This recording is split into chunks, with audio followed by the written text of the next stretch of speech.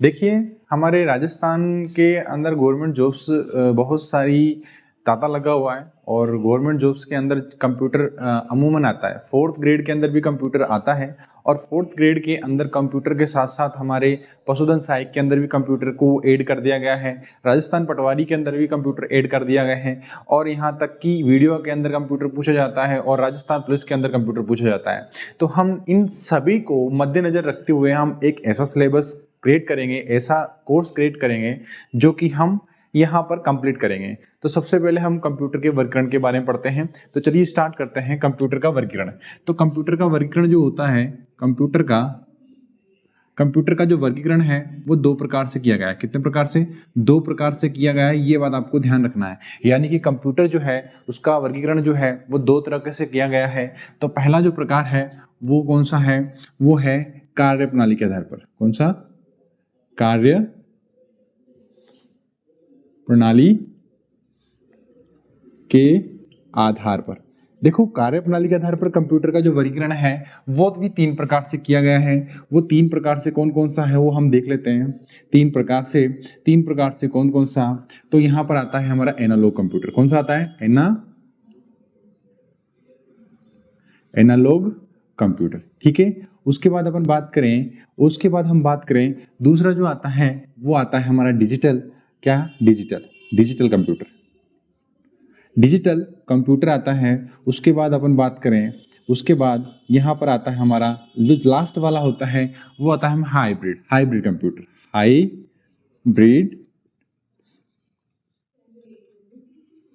ठीक है। अब बात ये आती है कि भाई यहाँ पर हमने एक ही प्रकार पढ़ा जिसका नाम था कार्य प्रणाली के आधार पर, यानी कार्य करने के आधार पर कंप्यूटर का जो प्रकार था वो 3 प्रकार से पढ़ रहे हैं हम। और यहाँ पर पहले नंबर पे आता है एनालॉग कंप्यूटर। एनालॉग कंप्यूटर जो है ये आपको ध्यान रखना है, ये भौतिक राशियों पर काम करता है। कौन सी राशियों पर? भौतिक राशियों पर।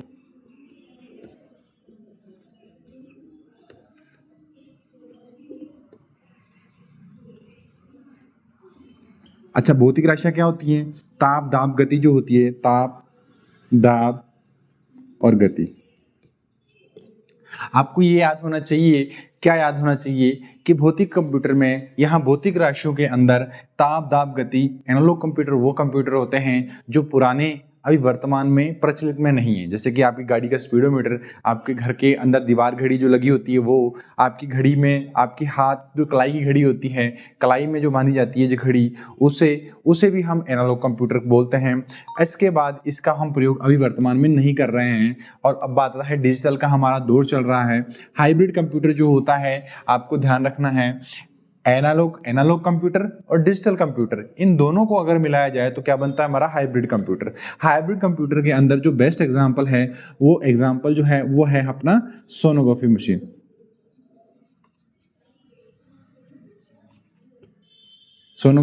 मशीन।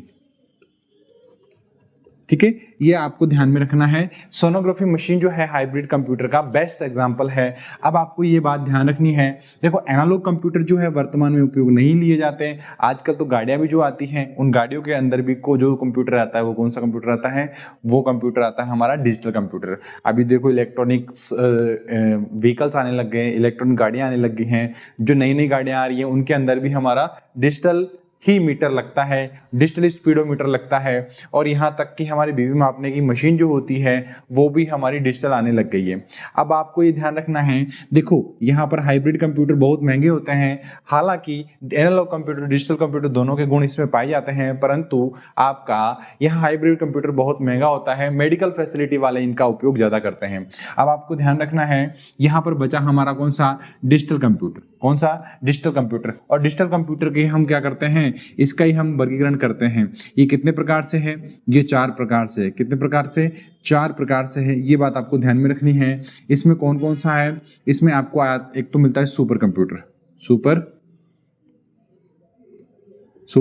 दूसरा मिलता है हमारा मेन फ्रेम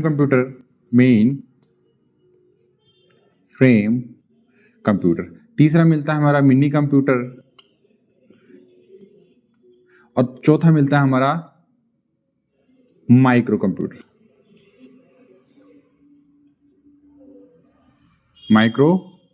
कंप्यूटर। बस आपको इतनी बात ध्यान में रखनी है। यहाँ पर बात ध्यान में क्या रखने वाली है कि डिजिटल कंप्यूटर का वर्गीकरण क्या किया गया है, ये आपको ध्यान रखना है। 4 प्रकार से किया गया है। तो सीधी बात है कि डिजिटल कंप्यूटर जो है इसका जो वर्गीकरण है वो किस आधार पर किया गया है। देखो आधार क्या है, आधार, आधार किसका किसका डिजिटल कंप्यूटर का जो वर्गीकरण है वो आधार क्या है। देखो हमने वर्गीकरण 2 प्रकार से पढ़े थे। एक तो कार्यप्रणाली के आधार पर हमने वर्गीकरण पढ़ा था और दूसरा हमने कौन सा पढ़ा था, दूसरा हमने पढ़ा था डिजिटल कंप्यूटर का ही हम क्या करेंगे, आधार देखेंगे। तो डिजिटल कंप्यूटर का वर्गीकरण,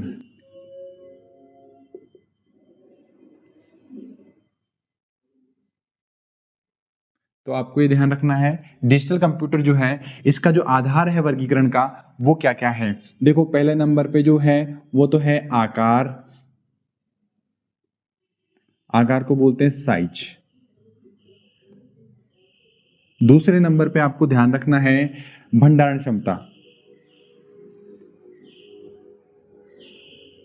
तीसरे नंबर पे अगर हम इंग्लिश में बोले तो क्या बोलेंगे, स्टोरेज कैपेसिटी,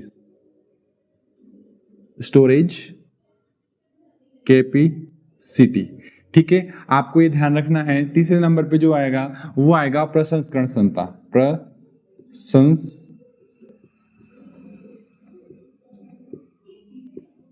क्षमता या प्रोसेसिंग, प्रोसेसिंग क्षमता। आई बात समझ में, हम इसको इंग्लिश में लिख सकते हैं प्रोसेसिंग। ठीक है, आपको ये बात ध्यान रखनी है डिजिटल कंप्यूटर का जो वर्गीकरण किया गया है वो उसका जो आधार है वो तो है साइज, भंडारण क्षमता और प्रसंस्करण क्षमता, यानी कि प्रोसेसिंग के आधार पर हम किसका वर्गीकरण करते हैं, डिजिटल कंप्यूटर का। अब बात ये आती है कि यहाँ से क्वेश्चन कैसे आता है। यहाँ से क्वेश्चन ऐसे आएगा, निम्न में से आपको ये ध्यान रखना है कार्यप्रणाली के आधार पर कंप्यूटर का वर्गीकरण कितने प्रकार से किया गया है। तो हमने बात करी थी 4 प्रकार से किया गया है। यहाँ पर ये क्वेश्चन आता है निम्न में से ऐसा कौन सा कंप्यूटर है जो भौतिक राशियों पर काम करता है, तो वो होगा एनालॉग कंप्यूटर। आपको ये भी याद होना चाहिए ऐसा कौन सा कंप्यूटर है जिसके अंदर एनालॉग कंप्यूटर और डिजिटल कंप्यूटर दोनों के गुण पाए जाते हैं, वो कौन सा है, हाइब्रिड कंप्यूटर। आपको ये भी याद होना चाहिए ऐसा कौन सा कंप्यूटर है जो कि एनालॉग कंप्यूटर और हाइब्रिड कंप्यूटर दोनों के गुणों को लेके एक समान कार्य करता है, वो भी आपका हाइब्रिड कंप्यूटर ही होगा और उसका जो बेस्ट एग्जांपल है वो सोनोग्राफी मशीन होगी। आई बात समझ में, इतनी बात आपको ध्यान में होनी चाहिए। अब अपन बात करते हैं डिजिटल की। डिजिटल के कितने प्रकार होते हैं, डिजिटल कंप्यूटर को किस आधार पर क्या किया गया है, क्लासिफिकेशन या उसका वर्गीकरण किया गया है, तो वो वर्गीकरण है आकार, भंडारण क्षमता, प्रदर्शन या प्रसंस्करण के प्रोसेसिंग आधार पर। आपको ये बात ध्यान रखनी है। ये कंप्यूटर का वर्गीकरण कंप्लीट हुआ। अब हम कंप्यूटर के अंदर यहाँ पर सुपर कंप्यूटर के बारे में बात करेंगे, यानी कि हम डिजिटल कंप्यूटर के बारे में बात करेंगे। तो उसके लिए हमें क्या करना है, इसको मैं मिटा देता हूँ, फिर हम क्या करते हैं, फिर हम डिजिटल कंप्यूटर के बारे में बात करते हैं। तो यहाँ पर अपन ने मिटाया, तो हम बात कर रहे थे किसके बारे में, हम बात कर रहे थे कंप्यूटर के वर्गीकरण के बारे में। तो कौन सा वर्गीकरण कर रहे हैं अपन, हम वर्गीकरण कर रहे हैं डिजिटल कंप्यूटर का वर्गीकरण। तो डिजिटल कंप्यूटर का वर्गीकरण कर रहे हैं। डिजिटल कंप्यूटर में हमारे पास आता है पहले नंबर पे, तो पहले नंबर पे हमारा जो आता है वो आता है super computer, super computer, super computer. ठीक है, सुपर कंप्यूटर आता है। सुपर कंप्यूटर में आपको ये बात ध्यान रखनी है, ये विश्व के अंदर कब आया, विश्व के अंदर आपको ध्यान रखना है, विश्व के अंदर आपको ध्यान रखना है, विश्व में कब आया, विश्व में कब आया, ये 1964 के अंदर आया। 1964 को अगर हम इंग्लिश में बोले तो 1964 के अंदर आया। और कौन सा था, वो था CDC 6600, CDC 6600। आपको ये बात याद होनी चाहिए कंप्यूटर की विशेषता क्या होती है। इस कंप्यूटर की विशेषता क्या है भैया, बात यह है, विशेषता ये होती है ये कम से कम समय में अधिक से अधिक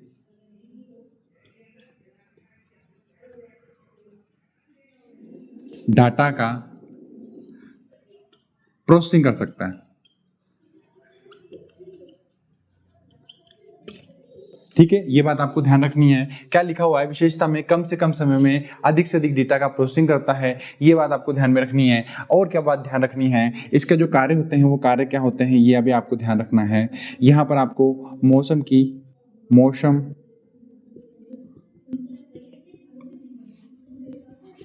भविष्य वाणी के अंदर भी इसका कंप्यूटर का उपयोग किया जाता है। यानी कि इंग्लिश में बोले तो वेदर फोरकास्टिंग पहले नंबर पे तो ये आ गया। दूसरे नंबर पे आपको ये ध्यान रखना है, ये कोयला, पेट्रोलियम पदार्थ तथा विभिन्न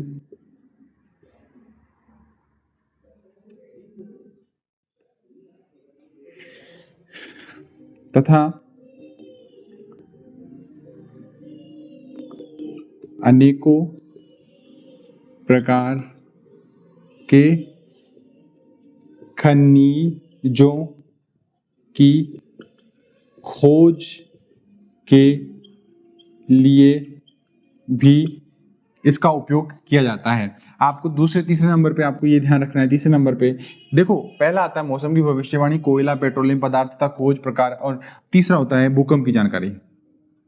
भूकंप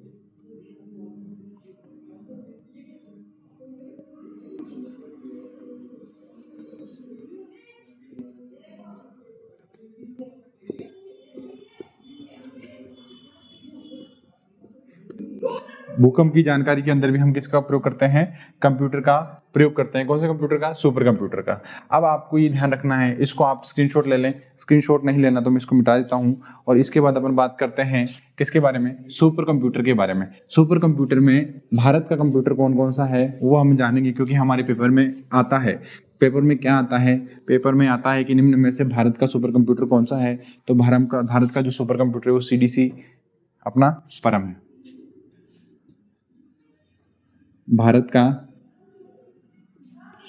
सुपर कंप्यूटर के नाम, तो यहां पर पहले नंबर पे आता है हमारा परम 800। ठीक है, आपको ये ध्यान रखना है। तीसरे नंबर पे, दूसरे नंबर पे आता है परम सिद्धि। ठीक है, और तीसरे नंबर पे आता है अनुराग। ये हमारे भारत के सुपर कंप्यूटर है। अगर अपन बात करें अमेरिका का कौन सा है? IBM सुखोई है, और जापान का कौन सा है? फिजिट्सुके। ये बात आपको ध्यान में रखनी है। इसके साथ साथ हम बात करें, इसको मिटा दें, तो सेकंड नंबर पे हमारा कौन सा कंप्यूटर आएगा? सेकंड नंबर पे हमारा जो कंप्यूटर आएगा वो आएगा हमारा कौन सा? सुपर कंप्यूटर आएगा। यहाँ पर दूसरे नंबर पे आता है main frame computer. Main frame computer में आपको ध्यान रखना है कि इसकी जो विशेषता होती है, वही विशेषता। तो आपको ध्यान रखना है इसकी जो विशेषता है वो क्या होगी, इसकी स्पेशलिटी क्या होगी। तो ये कम से कम समय में क्या करता है? ये कम से कम समय में अधिक से अधिक डेटा का भंडारण करता है। अधिक से अधिक क्या करता है? डेटा का भंडारण करता है। ये बात आपको ध्यान में रखनी है। इसके साथ साथ हम और भी चीजें पढ़ेंगे। देखो, जो हमारा मेन फ्रेम कंप्यूटर है, इसकी जो ये विशेषता होती है कि ये एकल उपयोगकर्ता यानी बहु उपयोगकर्ता की बात करता है। यानी कि कहने का मतलब ये है कि जिस कंप्यूटर को 2 जने चला रहे थे, एक दिन उस दिन नहीं आता है, तो उस कंप्यूटर को एक व्यक्ति भी चला सकता है। कहने का मतलब 2 व्यक्ति एक कंप्यूटर को चलाते हैं या एक मशीन को चलाते हैं, और मान के चलो एक व्यक्ति उस दिन नहीं आता जिस दिन इस कंप्यूटर को चलाना है, तो वहां पर एक व्यक्ति भी इसको चला सकता है। तो इसको बोलते हैं सिंगल एंड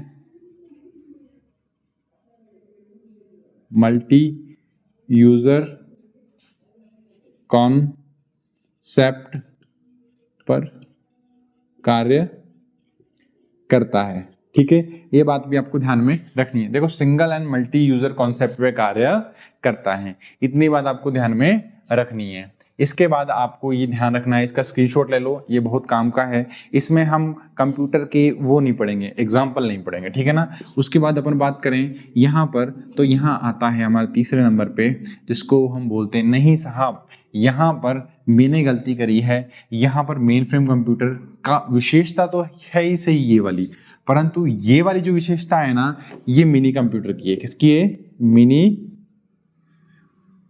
कंप्यूटर की है। ठीक है, तो ये जो विशेषता है ये मेन फ्रेम कंप्यूटर की नहीं है, ये हमारी विशेषता है किसकी? ये हमारी विशेषता है मिनी कंप्यूटर की। अब आता है यहां पर माइक्रो कंप्यूटर। माइक्रो कंप्यूटर, ठीक है। माइक्रो कंप्यूटर में आपको ध्यान रखना है, माइक्रो कंप्यूटर किसे बोलते हैं?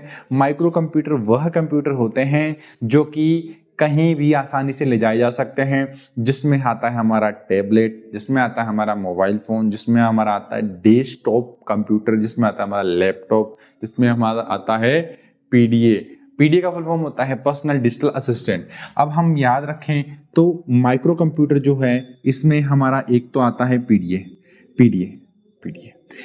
पीडीए जो होता है इसको बोलते हैं पर्सनल डिजिटल असिस्टेंट।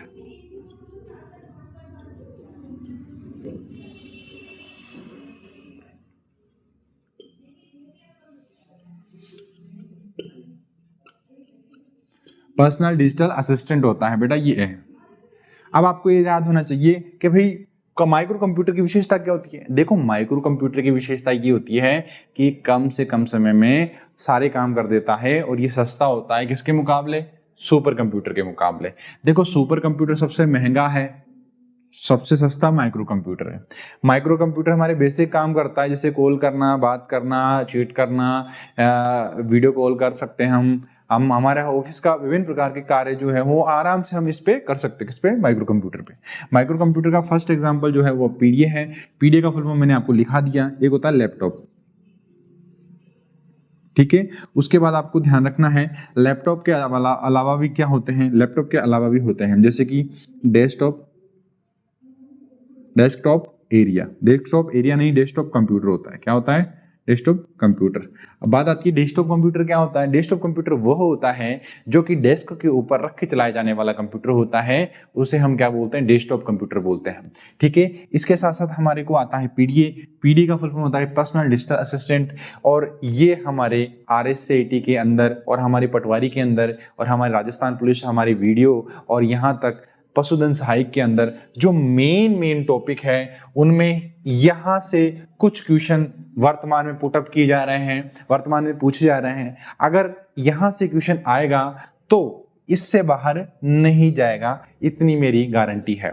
तो इस वीडियो को अगर आप अच्छा लगता है आपको या आपको अच्छा लगा तो इस वीडियो को आप लाइक करें और सब्सक्राइब करें। धन्यवाद।